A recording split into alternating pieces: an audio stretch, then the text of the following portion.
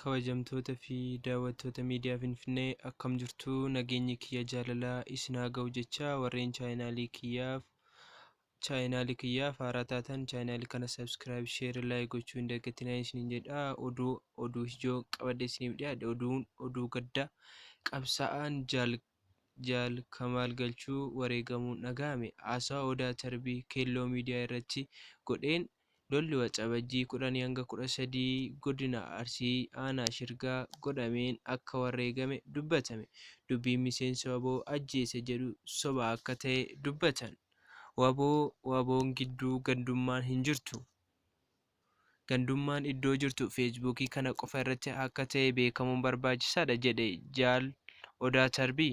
Jajjabiin qabsaa'oo uummata Oromoo hundatti saba kanaaf dhaabbata, lubbuu isaatiinis uummata Oromootiif dabarsanii kennuun akka jiru beekame. Mana teessee murteessuu hin dandeessu. Qabsoon Oromoo yoo dandeessan deeggaraa, yoo dadhabdan callisaa. Saba keenya irratti olola hin dabalinaa jedhan jaal Odaa Tarbii. Itti dabalanis daayispooraan Oromoo biyya alaa jirus qabsoo waboo jabeessuu qabdu malee uummata keenya gargar qooduu hin hojjetinaa jedhan jaal Odaa Tarbii. Yuutuubaroonni Oromootis doolaara caalaa tokkummaa uummata Oromoo irratti hojjechuu qabdu. Namoonni feesbuukii fayyadamtanii gandummaa dhiisaa, uummata keenya tokkummaa labsaa jedhan jaal Odaa Tarbii miidiyaaf.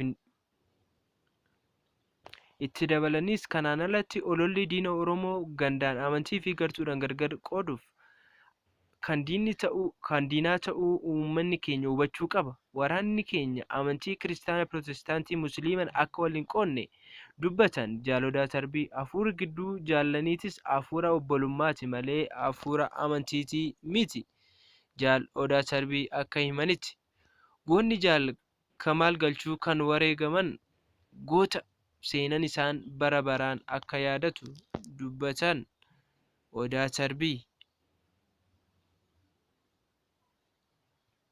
Dubbiin miseensa waraana bilisummaa Oromoo ajjeese jedhu akka bara 2018 qoqqoriisa dhalchuuf haasa'ama malee loltoota keenya keessaa amalli akkasii akka hin jirre dubbatan jaal Odaa Tarbii.